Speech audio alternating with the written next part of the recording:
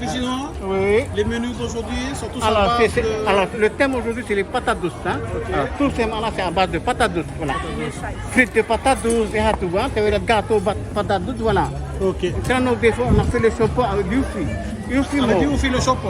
Voilà. La foire agricole, le lieu où se rencontrent exposants, visiteurs, produits agricoles et animaux vivants.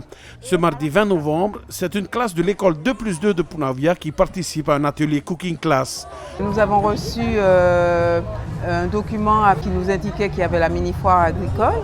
Et quand j'ai vu cette information, je me suis dit c'est le moment de leur montrer qu'il y a un lien aussi avec les sciences et les différents métiers qu'on peut trouver dans le domaine agricole. Donc comme aujourd'hui avec les élèves du primaire qui ont pu s'exprimer et montrer à mes collégiens comment on évite le gaspillage alimentaire à la cantine, comment on met en place le compost, comment cuisiner avec les produits locaux. Donc c'est formidable qu'il y ait des petits montrent ça aux plus grands. Donc c'est formidable, c'est la mini-foire. Alors là, on vient de préparer les patates. Du carpaccio. De carpaccio. De patates douces. Des patates douces. Oui. Il y a une manière de couper. Oui, il faut... En rondelles. Oui, en rondelles. Est-ce qu'à la maison, maman vous laisse cuisiner aussi? Un cooking class est l'occasion d'apprendre de nouvelles techniques, de nouveaux ingrédients et de nouvelles combinaisons de saveurs. Cela peut être aussi un moyen de s'inspirer pour cuisiner à la maison, en plus d'apprendre quelque chose de nouveau. Dans l'atelier du jour, on apprend à classer différents aliments par groupe de famille, mais aussi la préparation du fei à la manière de nos ancêtres. Qu'est-ce que vous avez cuit là avec madame? On a cuit du fei. Du fei. Alors expliquez un peu comment vous avez procédé. On a mis de l'huile d'olive et après on a mis du sel aillé. Et après on a mis du curry et ça. Et ça, vous? Ok. Les herbes aromatiques? Et après on a mélangé et on a mis nos feuilles. Et on a un peu tout mélangé et après on a mis à cuire. Les fruits qui ici, on doit placer dans les tableaux.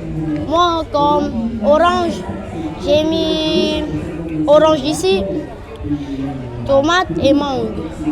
On doit faire une famille de légumes. Ça doit être pareil dans chaque groupe. Parce qu'on aurait été bien. Chaque jour, le chapiteau réservé aux ateliers de cooking class se transforme très rapidement en un immense restaurant capable d'attabler plus d'une centaine de convives. Aujourd'hui, le président de l'Assemblée de la Polynésie française, Gaston Tong-Song lui-même, a tenu à être présent pour déguster les bons petits plats préparés à base de produits locaux. Il était accompagné des élus ainsi que tout le personnel de la deuxième institution du pays. Notre avenir se trouve dans nos produits locaux qui sont pleins de nutriments. Au moment où on doit mieux s'armer contre les virus et les épidémies, je crois que c'est le seul moyen le plus efficace de renforcer notre défense immunitaire et contre la Covid, mais d'autres virus qui vont arriver demain. Voilà, un juste retour à la terre et nos ancêtres avaient raison. Bravo à cette idée qui vient de Tabou Tabou à terre, de notre ami Thomas Moutan, qui a lancé la première cooking class.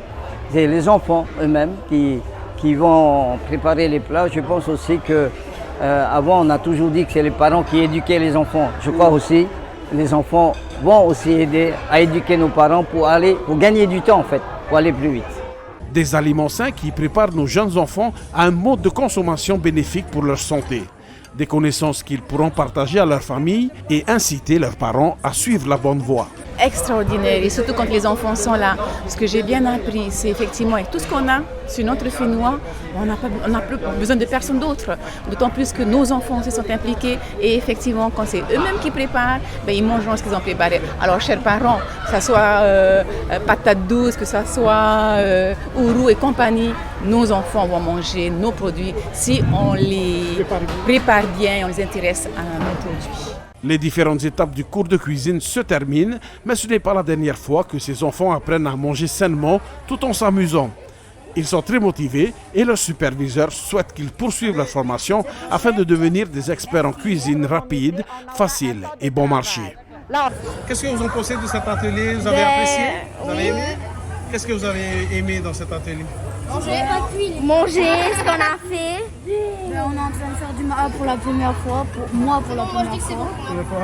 Est-ce que c'est bon? C'est trop bon. Ah ouais? Ça ressemble à quoi? Ça a quel goût? Ça a le goût de la patate. C'est un peu comme le poisson cru, mais il n'y a pas de poisson. Ah, ok. C'est Ça, comme la une patate petite douce. salade. Ok. À la patate douce? Et au chou. D'où vous êtes parti? Allez, montrez, expliquez à expliqué. monsieur. D'où vous êtes parti? On a épluché la patate douce avec un économe. Oui. Et on a épluché aussi ça. Et ça donne ça. D'accord. Mais vous avez quand même rajouté du lait de coco dedans? Oui, avec du citron, du sel et du poivre. Ok.